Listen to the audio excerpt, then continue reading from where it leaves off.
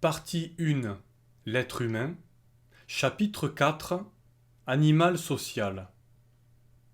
Programmation. Les deux choses les plus importantes pour lesquelles tu es programmé sont transmettre la vie et transmettre le savoir. La première est de l'information inscrite dans la matière, sous la forme d'enchaînements rythmés de molécules complexes constituant l'ADN. L'autre est de l'information transmise par le verbe et qui s'inscrira dans la matière organique générée par l'information contenue dans l'ADN. Héritage. Notre génome et la réplication de notre ADN sont la merveille technologique programmée dans la matière qui nous a été léguée par ceux qui nous ont précédés pour que nous puissions vivre et aimer. Legs inconscient pour nos proches ancêtres, legs réalisés en pleine conscience par nos plus lointains ancêtres. L'union du groupe et la lutte interne. Le groupe est uni contre les dangers extérieurs pour défendre le patrimoine génétique et énergétique commun aux individus constituant le groupe. Le patrimoine génétique commun qui est, quant à lui, une adaptation au milieu dans lequel vit le groupe. Mais au sein du groupe, la lutte est acharnée entre individus. Ceux-ci cherchant par ces luttes internes à optimiser leurs chances d'accéder à l'énergie et à la reproduction. Le groupe. Le groupe a comme fonction principale d'être globalement utile aux individus qui le constituent. Tu enfanteras avec douleur. Pourquoi la mise au monde des petits humains est-elle si problématique ? Pourquoi de tous les primates, l'homme est-il le seul à avoir un taux de mortalité si important pour les mères et leurs petits lors des accouchements ? De tous les mammifères, l'homme, par cette difficulté à mettre au monde ses petits, est un cas à part. Si ce n'est la monstruosité génétique sélectionnée par les éleveurs belges qu'est la variété de vaches blancs, bleus, culards, où l'hypertrophie musculaire des membres postérieurs oblige les éleveurs à pratiquer une césarienne à chaque mise à bas et qui ne pourrait pas exister sans l'intervention des hommes. Si l'accouchement des femmes est si problématique, c'est que toute la stratégie évolutive de notre espèce, qui s'est mise en place au cours de l'évolution, est basée sur la prédominance du développement de notre encéphale et la conservation des individus ayant le plus gros cerveau permettant, grâce à l'acquisition préalable d'outils linguistiques comme les notions de temps et la compression de données en sons que sont les mots, d'effectuer rapidement des actions réfléchies et de réaliser des interactions sociales de plus en plus complexes, ce qui permit aux hommes en groupe et par la préméditation de conquérir le monde. Si toute la stratégie évolutive de notre espèce est basée sur le développement de notre cerveau, nous permettant de nous organiser socialement d'une façon complexe en partageant les tâches entre les individus et en préméditant nos actions en groupe. Notre gros cerveau est tout de même limité en taille à la naissance par plusieurs facteurs. Tout d'abord, notre morphologie bipède est incompatible avec un bassin trop large qui gênerait notre locomotion par une distance excessive entre les deux articulations coxo-fémorales qui éloignerait trop nos jambes de l'axe de gravité du corps. Ensuite, notre système digestif, si particulier, s'est réduit par l'externalisation de la digestion grâce à la cuisson, au broyage et à la découpe des aliments, entraînant du même coup une structure de bassin réduite faite pour soutenir ce petit système digestif. Cette adaptation morphologique du bassin à des contraintes de digestion et de locomotion entraîne donc une limitation en taille du passage pelvien, empêchant, du coup, l'expulsion des petits à trop gros crâne lors des accouchements. C'est ainsi que si l'accroissement de la taille du cerveau fut, pour notre espèce, la priorité évolutive, ce développement dut s'adapter à de nombreuses contraintes consécutives à notre morphologie de bipède et notre mode de vie. Le cerveau humain étant l'organe qui permit à notre espèce de s'imposer et de conquérir le monde, toute la programmation génétique du développement de l'enfant, dans le ventre de la mère, est faite pour favoriser le développement de cet organe au détriment du reste de son corps. C'est ainsi que, lors de l'accouchement, nos petits, programmés par des millions d'années de sélection naturelle, naissent avec des cerveaux dont la taille est la plus grosse possible. C'est-à-dire que même si leur corps est plus gras et gros que celui des autres primates, c'est leur crâne qui passera avec justesse dans le bassin de la maman. L'évolution a même configuré le crâne de nos enfants pour se déformer lors de l'accouchement, afin de pouvoir passer dans un orifice parfois presque moins large que la taille du crâne. Programmation génétique du développement prénatal de nos bébés, pour que notre espèce mette au monde des cerveaux les plus gros possibles. Si nos petits sont éjectés à 9 mois, alors que le nouveau-né humain avec son gros cerveau est loin d'avoir terminé sa croissance, c'est que le bassin humain est, comme nous l'avons vu, limité en taille par des contraintes de locomotion et de digestion. C'est ainsi que, bien que volumineux comparé à celui des autres primates, le cerveau du nouveau-né humain ne fait que 30 ou 40% du volume qu'il aura à la fin de sa croissance, alors que le cerveau d'un macaque nouveau-né aura 70% du volume qu'il atteindra à l'âge adulte.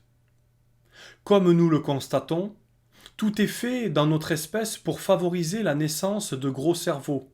Gros cerveaux favorisant le développement d'individus pouvant s'intégrer dans une société humaine extrêmement complexe, s'imposer par l'intelligence et ainsi optimiser leurs chances de transmettre la vie. La sélection génétique est sans pitié. Si tout est fait pour voir naître des bébés avec des cerveaux les plus gros possibles, c'est-à-dire ceux qui passeront de justesse dans le bassin de la maman à l'accouchement, et qui auront donc le maximum de neurones pour affronter l'existence. Les bébés avec de petits cerveaux, même si l'accouchement est plus facile pour la maman, auront moins de chances, par leur intelligence souvent limitée, de s'affirmer pour survivre et transmettre leurs gènes dans une société humaine extrêmement complexe. Quant aux bébés, avec de trop gros cerveaux, jusqu'à l'arrivée relativement récente des délivrances par césarienne, ils restaient bloqués dans le bassin, entraînant leur mort et celle de leur maman. C'est pour cela que les femmes ont globalement des difficultés à accoucher, car la nature, pour la survie de l'espèce humaine, tend à sélectionner les nouveau-nés avec les cerveaux les plus gros possibles, qui pourront par leur intelligence future s'imposer parmi les hommes, transmettre leurs gènes et surtout aider l'humanité par leurs réflexions. Tout est donc fait dans l'espèce humaine pour optimiser les chances de voir naître des petits à gros cerveaux, même si dans cette orientation évolutive, de nombreuses mamans au bassin trop étroit, avec leurs petits au crâne trop volumineux, sont mortes suite à des accouchements morphologiquement impossibles. Pour l'humanité et sa survie, l'important n'était donc pas d'optimiser les chances de survie de la maman et de son petit, mais la survie de quelques cerveaux volumineux et bien remplis par une éducation et une confrontation à la vie réussie qui permirent par leurs brillantes analyses et découvertes d'apporter tant de savoir et d'invention qu'au final, ils changèrent et facilitèrent l'épanouissement et la croissance de l'humanité, même si, en contrepartie, de nombreuses femmes moururent en couche avec leurs enfants. L'homme, par sa structure sociale complexe, est donc une espèce unique, où intelligence de l'individu est la chose la plus fondamentale. Intelligence si importante pour l'espèce que depuis la nuit des temps, lors des accouchements, les femmes s'unissaient autour de celles qui accouchaient pour les aider à expulser ces gros cerveaux si importants à la survie de l'humanité tout entière. Pourquoi les hommes ont-ils de plus gros cerveaux que les femmes ? Si les hommes ont globalement de plus gros cerveaux que les femmes, C'est que l'évolution humaine, façonnée par les contraintes du milieu, entraîna un partage des tâches entre hommes et femmes qui confina pendant des centaines de milliers d'années chacun des sexes dans des fonctions très différentes. Avec l'entrée en savane de nos ancêtres devenus bipèdes, la femelle avec leurs petits dans les bras se retrouvèrent extrêmement vulnérables face aux nombreux prédateurs qui arpentaient, à la recherche de proies, ces vastes étendues herbeuses.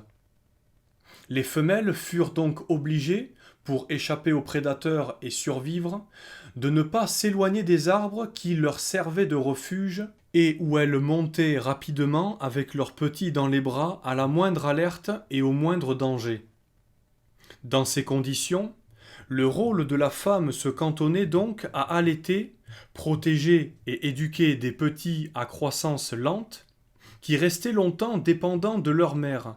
Les femelles, avec leurs petits dépendant énergétiquement de ce que leur rapportaient les mâles, mâles qui, de leur côté, allaient en groupe organisé à la recherche de nourriture et en rapportant aux femelles, aux enfants, aux vieux et parfois aux handicapés restés en sécurité près des abris, près des arbres. Ce partage des tâches, qui débuta donc dès l'entrée en savane, de nos lointains ancêtres furent tellement efficaces pour la survie et la croissance de l'humanité qu'il perdura jusqu'à aujourd'hui. Le partage des tâches, dont le but fut la survie du groupe, est à l'origine de la grande différence de mentalité que l'on peut percevoir entre les hommes et les femmes, de la différence marquée de leurs intelligences respectives et de la taille de leur cerveau. Sans entrer dans des notions fausses de supériorité et d'infériorité, tout chez l'humain, qui est l'animal social par excellence, est complémentarité et partage des tâches entre individus, mais aussi entre sexes. Il est donc fondamental pour comprendre l'humanité d'étudier la façon dont les sexes abordent différemment le monde et s'y adaptent. Si les mâles de notre espèce ont un cerveau notablement plus volumineux que celui des femelles, globalement pour les hommes modernes, il est 10% plus gros que celui des femmes.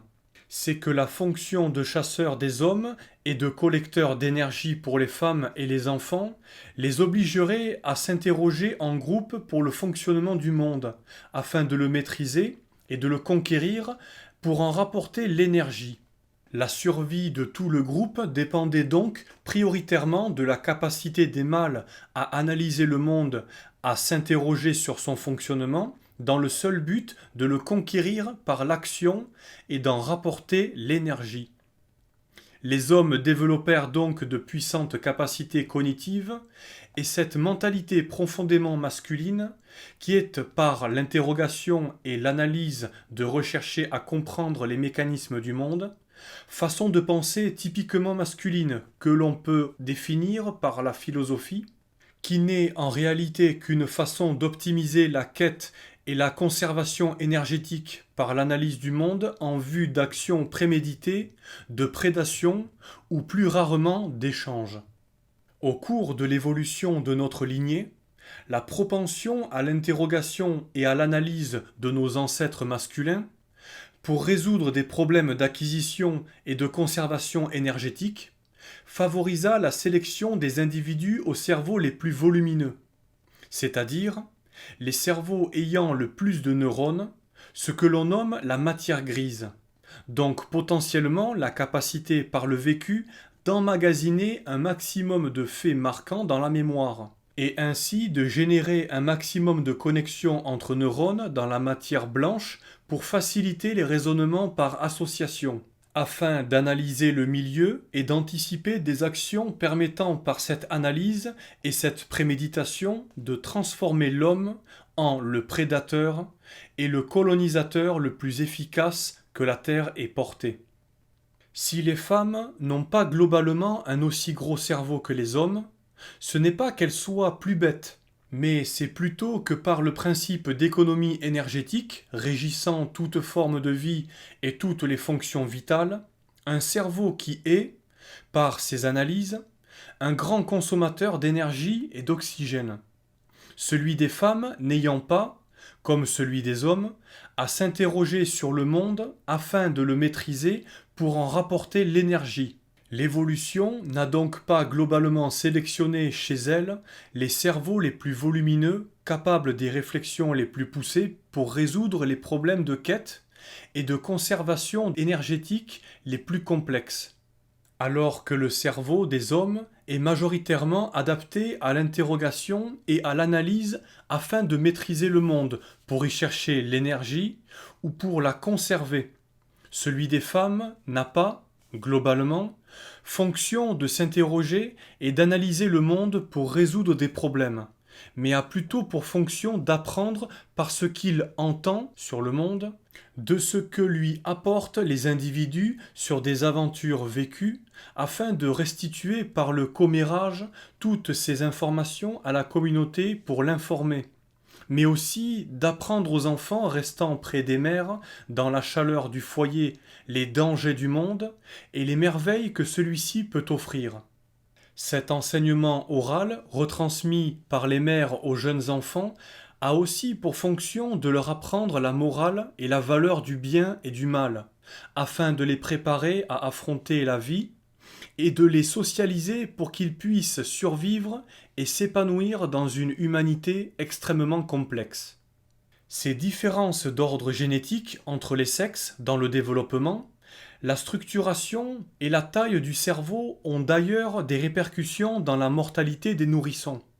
En effet, jusqu'à 1 an, le taux de mortalité est 20% supérieur chez les garçons, ceci étant en partie dû à la plus grande taille de leurs encéphales qui consomment parfois trop d'énergie et d'oxygène que le métabolisme de leur corps ne peuvent leur fournir, génèrent des carences et des altérations dans le fonctionnement du cerveau, entraînant des dégradations des fonctions vitales pouvant mener à la mort du nourrisson et du bébé.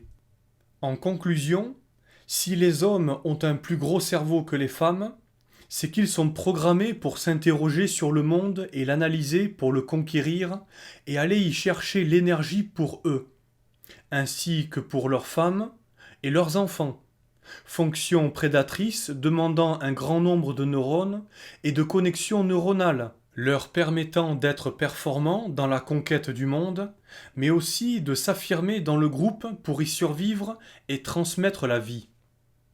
Il est bon de signaler que, même si la taille du cerveau est un atout fondamental pour le développement de l'intelligence humaine, sans une bonne éducation et une confrontation heureuse, il n'en sortira rien de bien.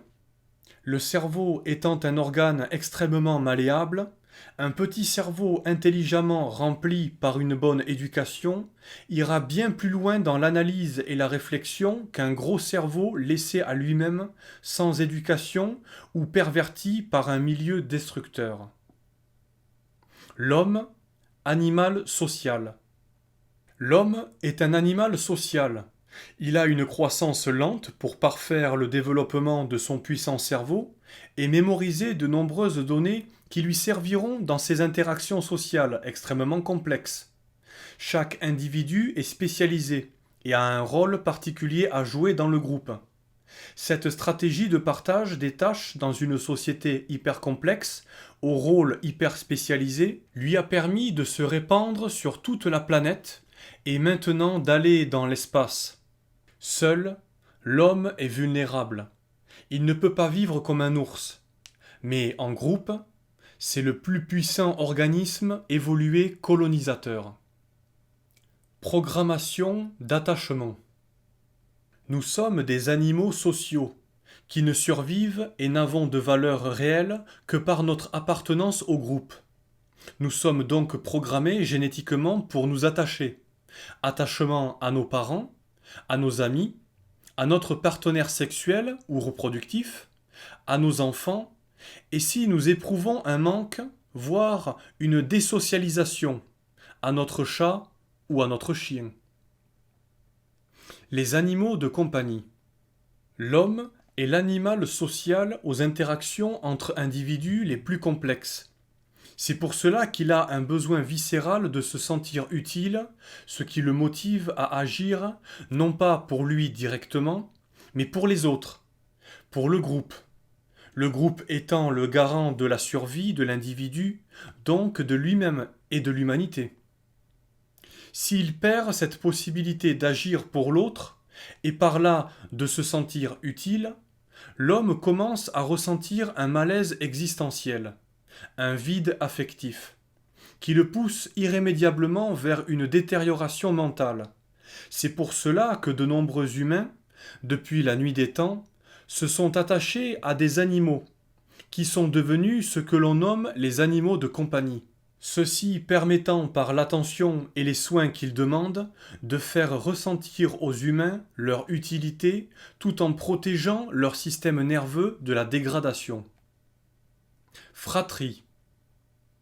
Si la fratrie est souvent unie, c'est qu'inconsciemment, les individus qui la constituent perçoivent cette unité génétique qui correspond à l'adaptation de leur lignée au milieu. Frères et sœurs ressentent donc ce lien génétique qui les pousse à s'entraider pour optimiser leurs chances de survie dans cette lutte pour transmettre la vie et son patrimoine d'adaptation génétique. Mais si la fratrie est souvent unie pour affronter le monde, le conquérir et en tirer l'énergie pour continuer la vie, au sein même de la fratrie règne le plus souvent une concurrence terrible. C'est à celle où celui qui s'imposera, soumettant frères et sœurs à sa tyrannie et cherchant par tous les moyens à récupérer l'énergie des parents, c'est ce que l'on appelle le syndrome de la mamelle. Celui qui s'imposera pour aller le premier chercher le lait au sein deviendra le plus puissant et dominera ses frères et sœurs, optimisant ainsi ses chances de survie et de transmettre la vie. C'est ainsi que si la fratrie est une entité généralement solidaire pour conquérir le monde et en apporter l'énergie, elle peut souvent se déchirer et se désunir pour récupérer l'énergie aux parents, que ce soit pour symboliquement aller téter le sein maternel ou plus pragmatiquement pour récupérer l'héritage familial. Sur l'amitié. L'amitié, c'est une association favorisant la protection mutuelle et la recherche calorique, et le sentiment d'attachement des amis n'est qu'une adaptation renforçant l'union et optimisant la survie des individus. L'amitié désintéressée est une erreur humaine de compréhension. La vraie amitié est toujours utile à la survie. Si elle n'est pas utile, et même nuisible, c'est de la folie affective. L'amitié désintéressée. Croire que l'amitié correspond juste au plaisir désintéressé de passer de bons moments ensemble est une erreur de compréhension, car les sentiments d'attachement et la joie d'être ensemble sont des émotions sélectionnées au cours de l'évolution en vue de faciliter l'entraide, et ce besoin organique d'être réunis est un moyen pour consolider le groupe afin d'optimiser la recherche calorique et la protection des individus. Sur l'amour. L'amour est une force génétiquement inscrite en nous, qui pousse les hommes, par les décharges hormonales qu'elle génère en eux, à s'unir pour perpétuer la vie et la conscience avant de mourir. Mais l'amour, c'est aussi une force qui pousse à l'entraide pour survivre, car nous sommes des animaux sociaux dont la survie individuelle dépend du groupe et de son union. Saluer le passant. Dans un village, tu connais tout le monde, et tout le monde se connaît. Tu as donc de fortes chances d'avoir affaire un jour à la personne que tu croises. Donc, par intérêt personnel, tu as tout intérêt de saluer le passant pour lui indiquer ta bienveillance et ton appartenance à la communauté. En ville, les gens ne se saluent pas quand ils se croisent dans la rue, car la densité de la population et le nombre des habitants font que tu as peu de chances d'avoir affaire un jour avec la personne que tu croises, voire même de la recroiser. Tu n'as donc aucun intérêt à la saluer pour indiquer ta bienveillance et ton appartenance à sa communauté, et vu le nombre de personnes que tu croises sur ton trajet urbain, ce serait une perte inutile d'énergie et de temps. C'est ainsi qu'en te promenant dans la ville, tu restes un étranger parmi des étrangers qui jamais n'auront de relations communes. Comportement cathartique. Les gens se complaisent dans le voyeurisme de la dénonciation et du drame. Ça les rassure. Si les autres sont la cible, eux sont à l'abri. C'est un vieux comportement primitif.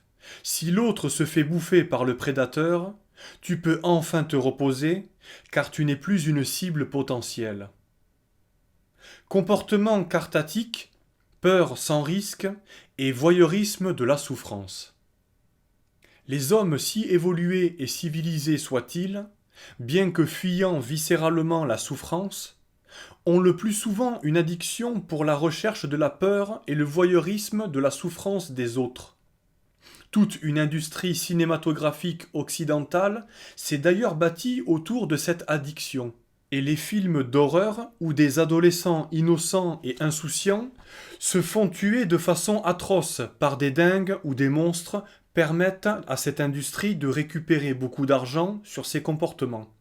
De même, les informations diffusées par les médias audiovisuels ou les vidéos des chaînes Internet ont souvent moins comme fonction d'instruire sur l'actualité pour mieux réagir à l'environnement que de répondre à ce besoin de voyeurisme de la souffrance des autres.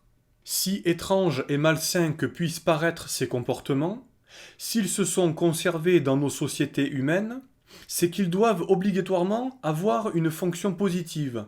La question est laquelle ? C'est en observant la nature et le règne animal, comme les scènes de chasse dans la savane africaine, qu'on peut comprendre cette addiction étrange des hommes au voyeurisme du danger et de la souffrance des autres. En savane, lorsqu'un prédateur en recherche de proie apparaît, les gazelles, détectant le danger par leur sens, génèrent immédiatement des hormones particulièrement efficaces pour augmenter leur vitesse de réaction et leur capacité physique afin de fuir le plus vite et efficacement possible. Le plus connu de ces substances est l'adrénaline, qui est une hormone et un neurotransmetteur sécrété en état de stress et dont les effets sont une accélération du rythme cardiaque, une augmentation de la puissance de contraction du cœur, entraînant une hausse de la pression artérielle, une dilatation des bronches, une vasoconstriction des vaisseaux viscéraux et une dilatation des pupilles. Tous ces effets ayant pour but d'optimiser la vitesse et la capacité de réaction, en oxygénant mieux le sang et en irriguant mieux de ce sang les muscles et le cerveau pour réagir plus vite et plus puissamment afin de survivre au danger. Boostés par des sécrétions massives d'adrénaline, les gazelles peuvent optimiser leur capacité de fuite et continueraient à fuir jusqu'à la mort si le prédateur n'arrêtait pas sa chasse.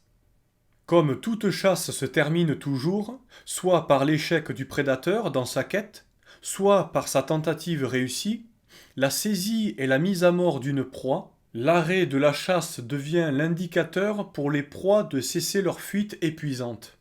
C'est ainsi que, pour les gazelles, la mise à mort d'une de leurs congénères signifie l'arrêt brutal de la situation de stress et du même coup l'arrêt des sécrétions des neurotransmetteurs et des hormones boostant l'organisme pour la fuite, qui, sécrétées trop longtemps, auraient pu dégrader gravement les vaisseaux, les organes internes et les muscles.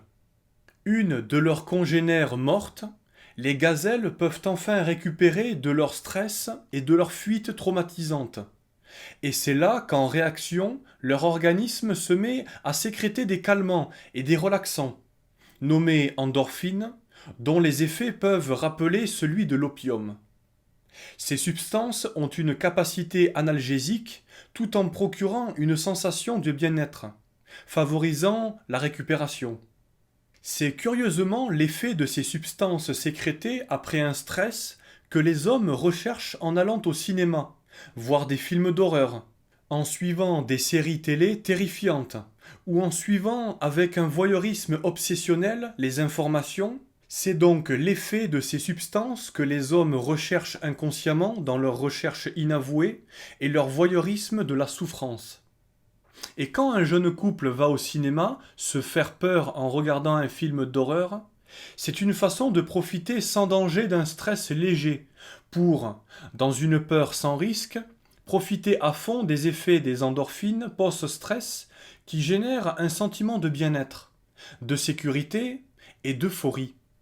Aimer rechercher un stress sans risque, comme dans les attractions des fêtes foraines, ou aller au cinéma trembler et se délecter dans un film d'horreur de la souffrance des autres, ne résulte en vérité que d'une recherche addictive permettant de jouir des substances relaxantes, des drogues sécrétées par notre organisme, pour permettre à celui-ci de récupérer après avoir réellement échappé dans l'action à un danger. Voyeurisme malsain.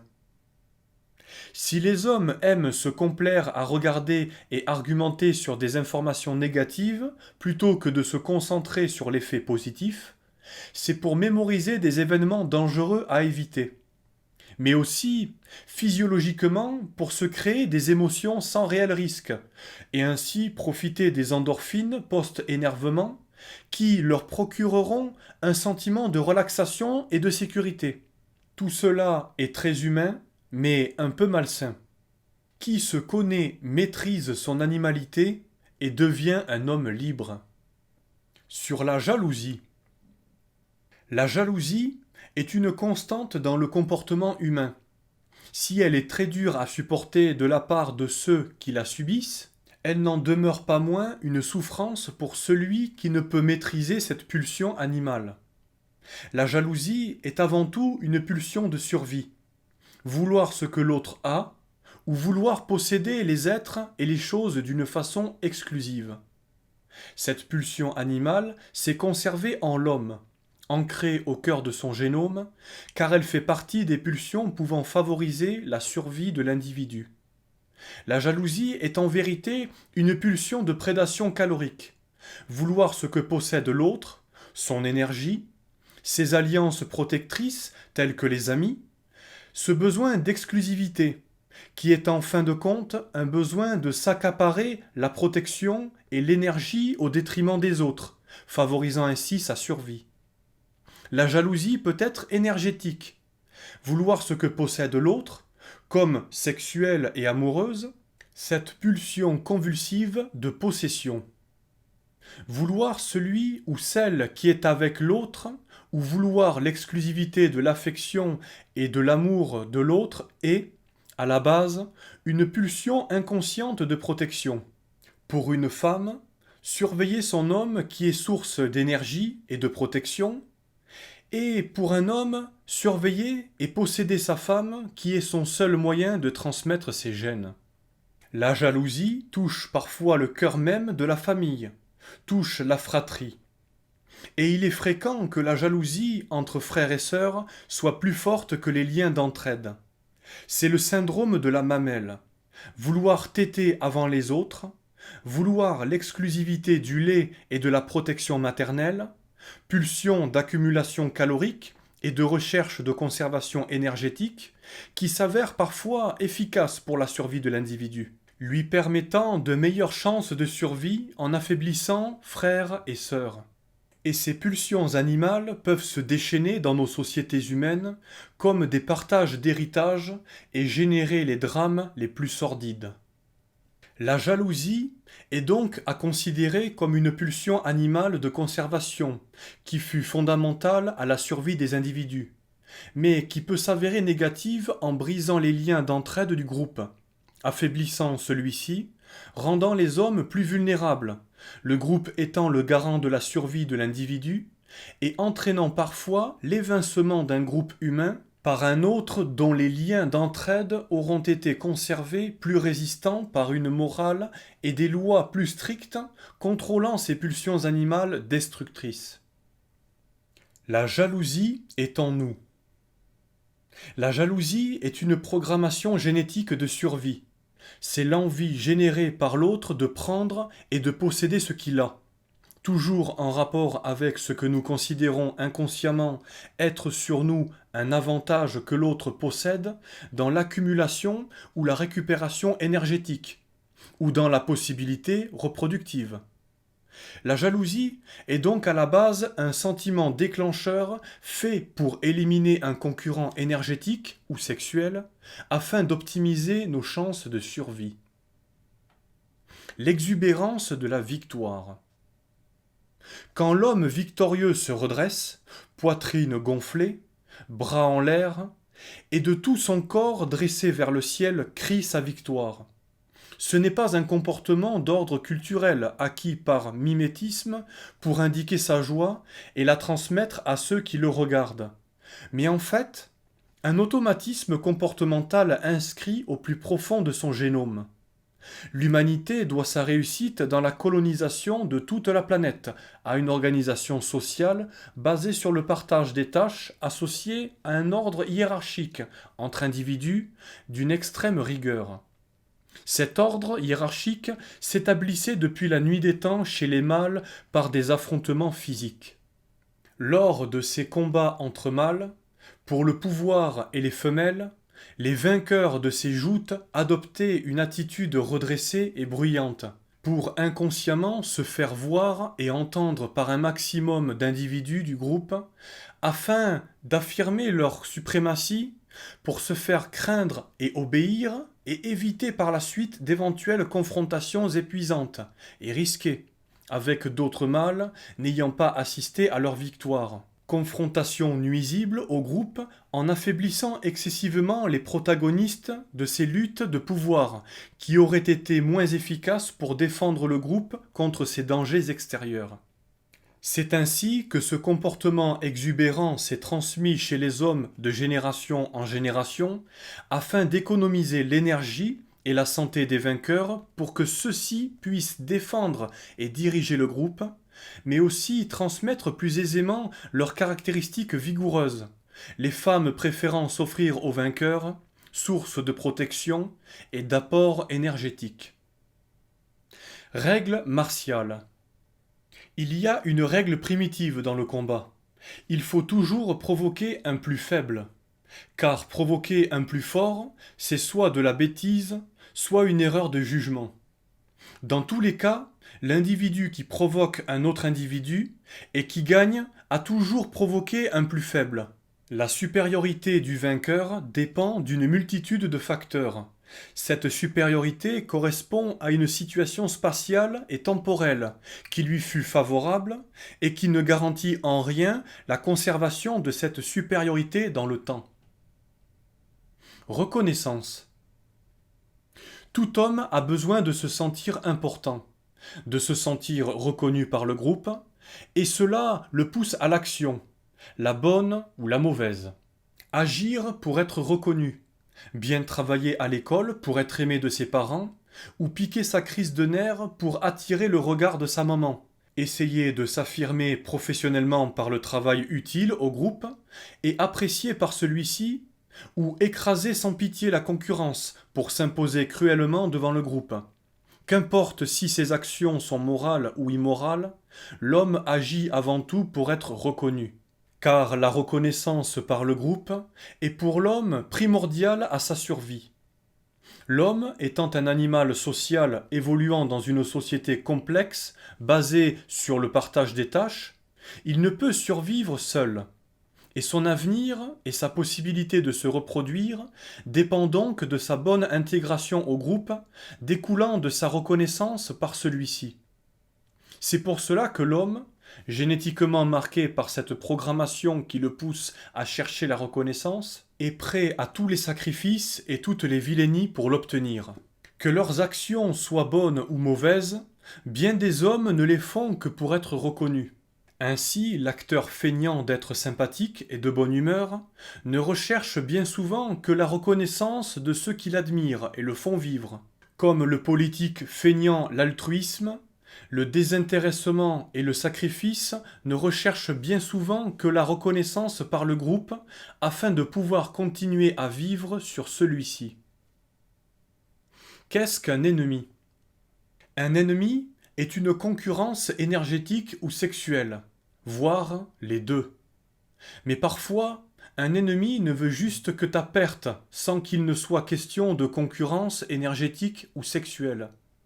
Il devient, à ce moment-là, le mal personnifié, c'est-à-dire un être dangereux pour ce qu'il veut détruire et pour lui-même, car pour nuire gratuitement, il est prêt à dépenser son énergie pour rien et devient donc par là son propre ennemi en plus du tien. Le plaisir de tuer. Le plaisir de tuer pousse le chasseur à trouver sa pitance comme le meurtrier à éliminer une concurrence calorique ou sexuelle. C'est ainsi que le plaisir de tuer, si condamnable qu'il soit, s'est conservé dans notre humanité pourtant si civilisée, car il fut à un certain moment de notre évolution utile à notre survie. La normalité du meurtre. Le meurtre est toujours plus ou moins en rapport avec soit la défense ou la recherche territoriale, soit la défense ou la quête calorique, soit la concurrence sexuelle pour la reproduction, la défense territoriale et la quête territoriale étant toujours en rapport avec la conservation et la quête calorique, et la concurrence sexuelle pour la reproduction. Au niveau évolutif, le meurtre est tristement normal. Pourquoi l'homme a-t-il peur de parler en public? Quand on prend la parole devant le groupe, on risque le désaccord et de se faire rejeter. Quand on écoute, on ne risque rien. L'homme étant un animal social, il ne doit sa survie qu'au groupe. Le trac est justement un instinct de survie. Politique, acteur et rockstar. Le fait d'oser s'affirmer en public, en exposant sa façon de penser et de vouloir le monde, est une chose particulièrement dure pour l'individu, car prendre la parole, c'est s'exposer à la désapprobation du groupe et au rejet. Alors que l'ours est capable de vivre seul, l'homme est l'animal social par excellence, ne devant sa survie qu'à l'entraide, au partage des tâches et aux multiples spécialisations des individus constituant le groupe. Pendant des centaines de milliers d'années, pour ne pas dire des millions d'années, le partage des tâches et cette hyperspécialisation des individus ont permis à l'homme de survivre. L'un taillait les outils de pierre et fabriquait des armes, l'autre confectionnait les habits de peau, l'autre s'occupait de la chasse ou de la récolte des végétaux. Tant d'activités spécialisées et de savoir-faire individuels qui permirent au groupe humain de maîtriser et conquérir le monde et ses divers environnements. C'est ainsi que l'homme, qui est un individu hyper spécialisé au sein du groupe, au sein de l'humanité, perçoit inconsciemment le rejet du groupe non pas comme une mort sociale, mais plutôt comme la mort réelle. Car pendant des millions d'années, l'exclusion du groupe le confrontait à sa solitude face au monde, où son hyperspécialisation le condamnait à la mort inéluctable. Parler en public, prendre la parole sont donc des actes extrêmement durs à réaliser, qui demandent à l'individu de braver des peurs ancestrales inscrites en lui, de passer outre une programmation génétique qui le pousse à rester à sa place dans son hyperspécialisation, dans la fonction qui lui a été donnée, de garder son rang, de ne pas affirmer sa personnalité dans ses opinions divergentes pour éviter d'être rejeté. Ne rien dire et faire comme tout le monde est la stratégie la moins risquée pour conserver sa place au sein du groupe protecteur, pour éviter le rejet qui reste ancré au fond de notre inconscient comme la mort assurée. Le trac de parler en public ou de monter sur scène n'est autre qu'une vieille peur inscrite en nous tous pour nous préserver du rejet et de la mort. Et les acteurs, les chanteurs, les rockstars et les politiques ont, par le fait de s'exposer et de prendre la parole, cette capacité de passer outre ces peurs ancestrales, de dépasser cette inhibition inscrite dans notre génome, et de braver d'une façon pulsionnelle le risque d'être haï et rejeté. Qu'ils soient sincères ou hypocrites, talentueux ou pas, intelligents ou stupides, les acteurs, les chanteurs, les rockstars ou les politiques ont cette énergie, cette désinhibition et cette capacité au sacrifice qui fascine les foules.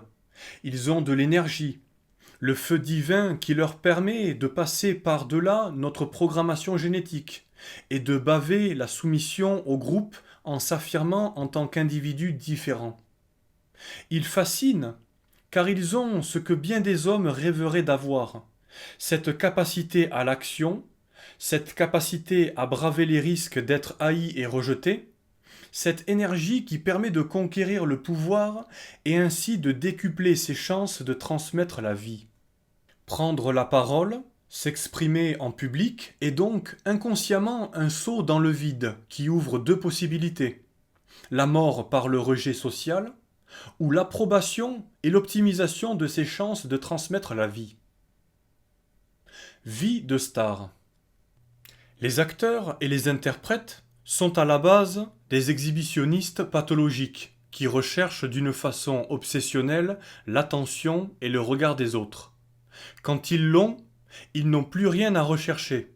Leur vie devient vide de sens et de quête. Commence alors le spleen de la star, compensé par toutes les drogues qu'il pourra trouver. Mais si l'acteur ou l'interprète ne trouve pas le succès et l'attention du public, il tombera bien souvent dans la dépression, se sentant inutile et incompris, et finira aigri, dépressif tentant d'oublier sa colère et sa souffrance dans les drogues. La star est sympathique. Les stars sont des personnes d'apparence sympathique, car dans leur besoin obsessionnel de reconnaissance et d'amour, ils savent que les gens aiment les personnes sympathiques. Mais derrière la star, il y a souvent un requin qui joue la sympathie. Ainsi, pour être aimée, la star est prête à écraser toute la concurrence afin d'être la seule à briller pour attirer le regard des autres et se sentir aimée et exister. Sur l'humour. Prendre la parole en public pour imposer sa façon de penser est toujours une chose dangereuse, car on risque la désapprobation générale et par la réaction l'exclusion du groupe. Il est donc plus simple pour la majorité des gens de se taire, d'écouter et de suivre la volonté du groupe dictée par quelques hommes ayant le courage ou la folie d'imposer leurs idées. Faire de l'humour permet principalement de prendre la parole sans risque, car l'humour est une protection pour faire passer des choses importantes dans un message en indiquant l'humour, c'est-à-dire en y ajoutant de l'irréel et de l'illogisme qu'on ne veut ni s'imposer hiérarchiquement, ni contester sérieusement l'ordre établi. Il faut se souvenir qu'en Europe, il y a bien longtemps, le fou du roi était un personnage symbolique qui seul avait le pouvoir de contester les propos du roi, sans risquer d'être considéré par celui-ci comme un danger à éliminer, car il était fou de fonction, et s'exprimait avec humour, c'est-à-dire en rajoutant de l'illogisme, de la dérision et de l'irrationnel dans ses propos, parfois sérieux. Parler pour ne rien dire. Parler n'a pas comme seule fonction d'instruire le groupe pour lui permettre de mieux survivre, ou de communiquer dans le but de rechercher des solutions à des problèmes pour augmenter ses chances de survie. Parler est aussi un moyen de créer des liens sans transmettre d'informations importantes, juste parler de tout et de n'importe quoi, avec humour ou avec sérieux pour créer des émotions communes qui uniront par ces souvenirs de conversations inutiles les hommes, renforçant le groupe et permettant ainsi aux individus d'augmenter leurs intégrations dans la communauté et leurs chances de survie. Ils parlent, mais ne disent rien, l'essentiel étant de communiquer pour s'unir. Ressembler à l'autre pour appartenir au groupe.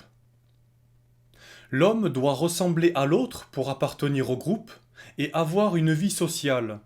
Les marchands le savent et en profitent pour vendre et récupérer de la calorie, de l'énergie.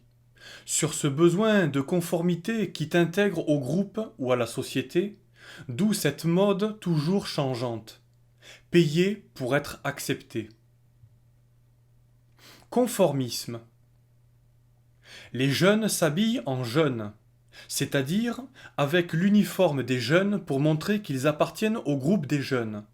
Le punk s'habille avec l'uniforme du punk pour appartenir au groupe des punks. Le bourgeois s'habille avec l'uniforme du bourgeois pour montrer qu'il appartient au groupe des bourgeois. Appartenir au groupe est ce qu'il y a de plus important pour l'homme, car l'homme étant un animal social où chaque individu a une tâche bien particulière qui lui est attribuée pour le bon fonctionnement de la société, l'homme ne peut donc vivre seul, et sans le groupe, il est mort. Ce besoin et ce désir d'appartenance au groupe est ancré au plus profond de son génome, et ne pas appartenir au groupe résonne pour lui comme une sentence de mort.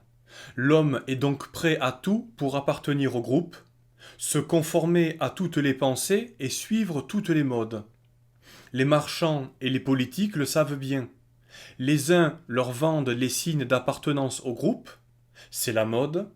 Les autres leur imposent la bien-pensance, du moment qu'ils leur présentent comme ce que pense le groupe.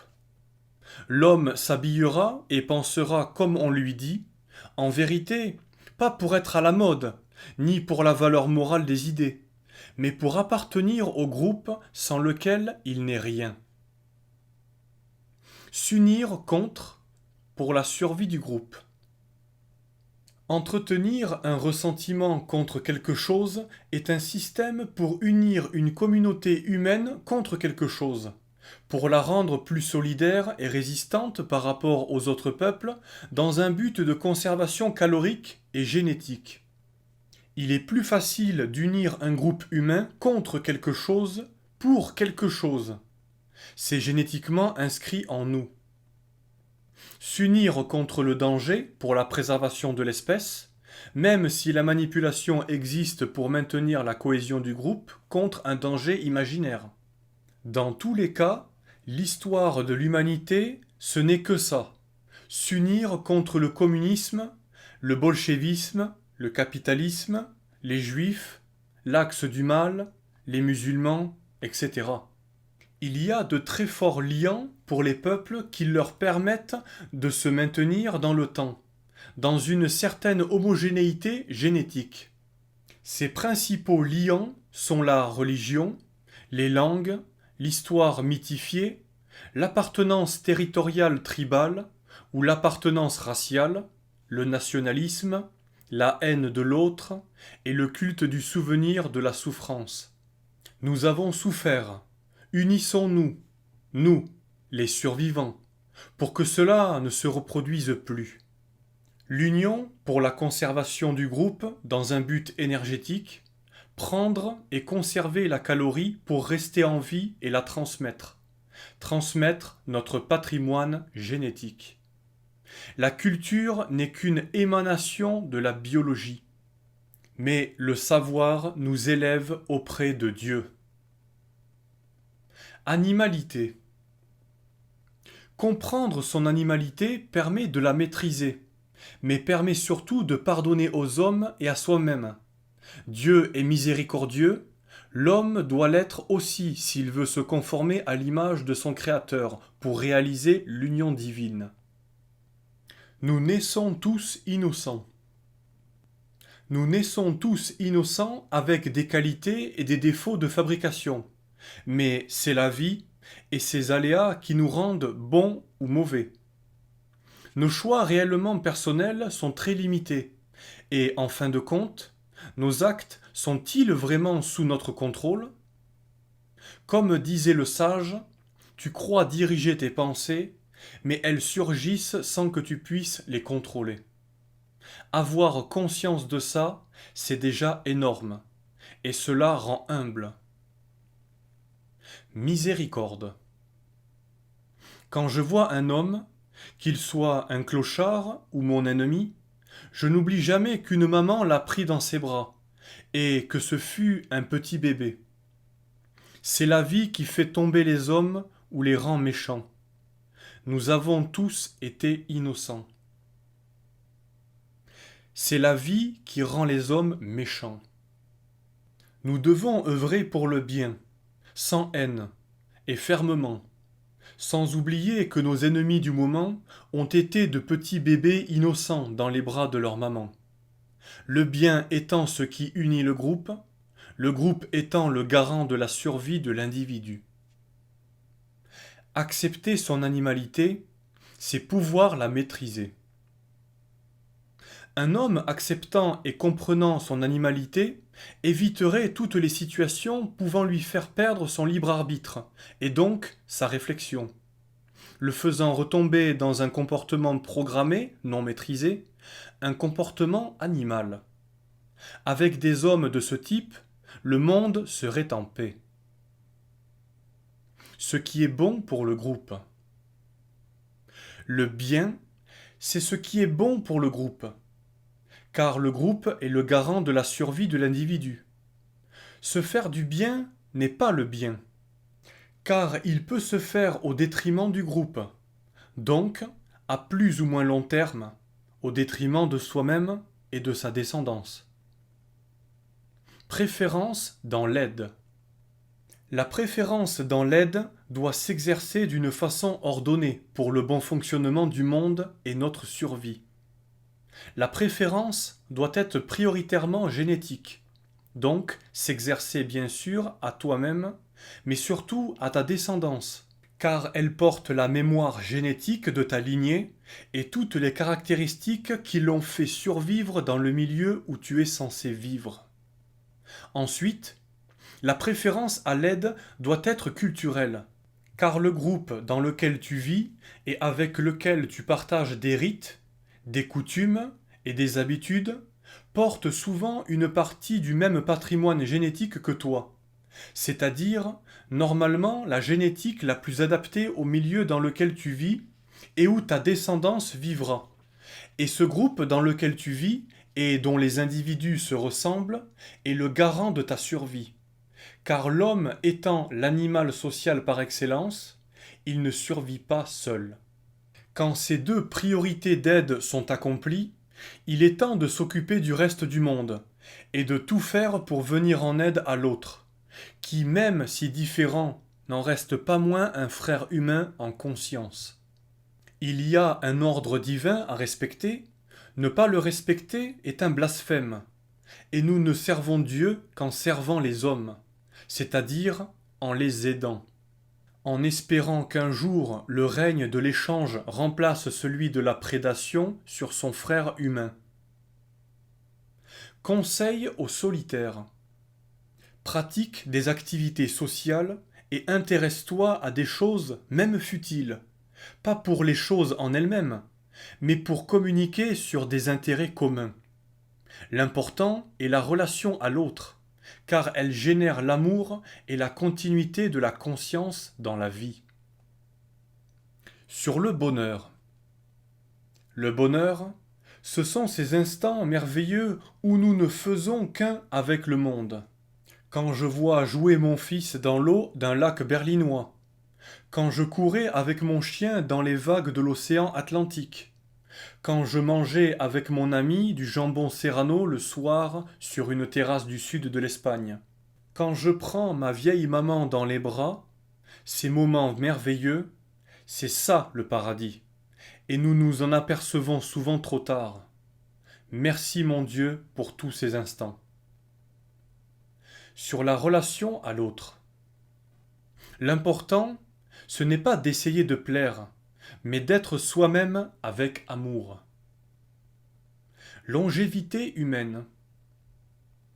Plus l'homme vit longtemps, plus il apprend de la vie, et plus il apprend de la vie, mieux il enseigne sur son expérience.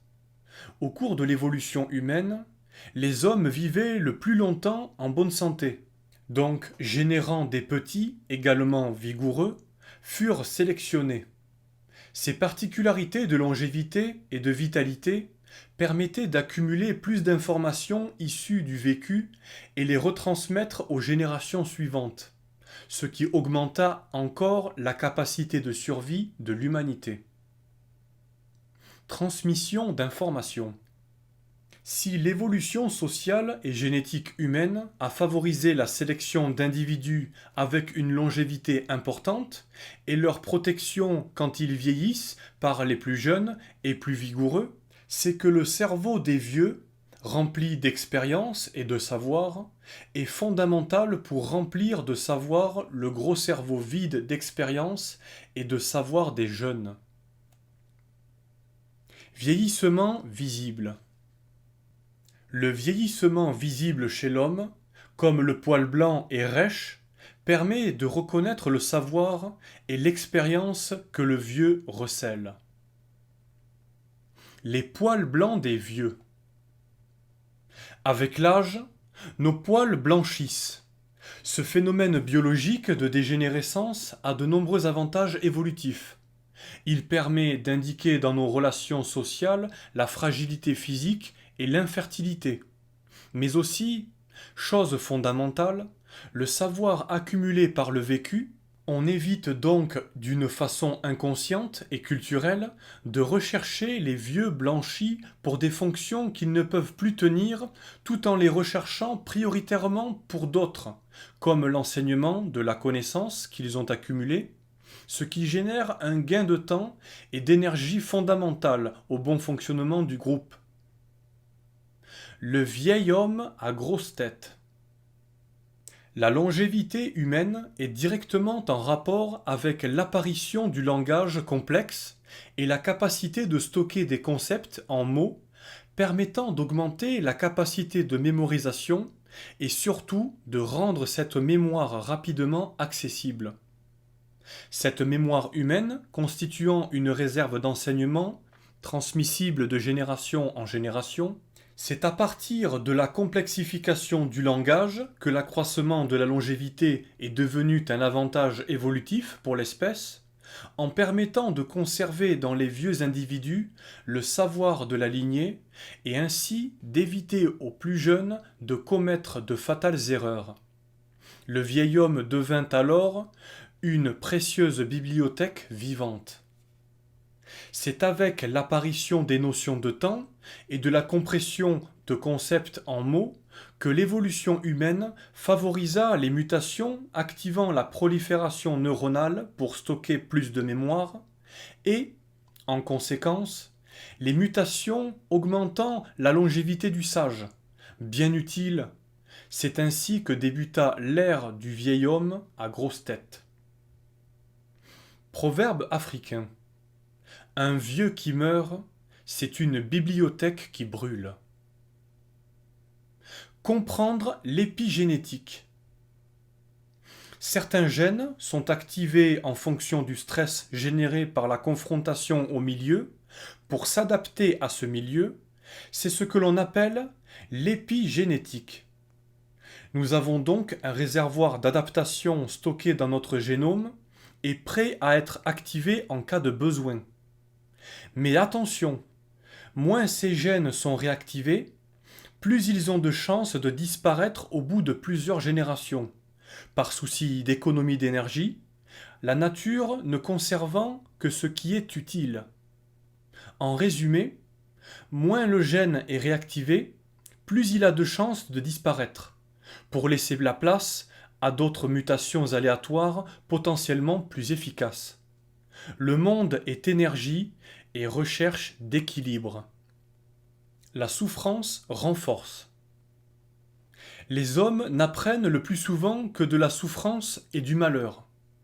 Ceux qui survivent à ces choses les gardent gravées dans leur mémoire, mais aussi dans leur gène et transmettent les conduites qui les ont sauvés de l'adversité à leur descendance. Ainsi, la souffrance est faite pour protéger la vie. Transmettre notre vécu.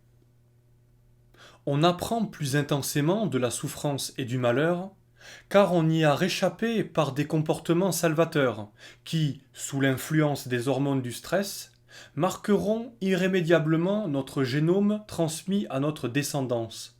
De la même façon, joie et jouissance marquent notre patrimoine génétique en correspondant à des comportements bénéfiques à notre survie. Nos goûts et penchants répétés finissent également par influencer de façon subtile notre génome. Stabilité. Si le milieu est stable et sans danger, aucune évolution. Fin du chapitre 4, Animal social. Ce livre audio vous a été lu par Varchave.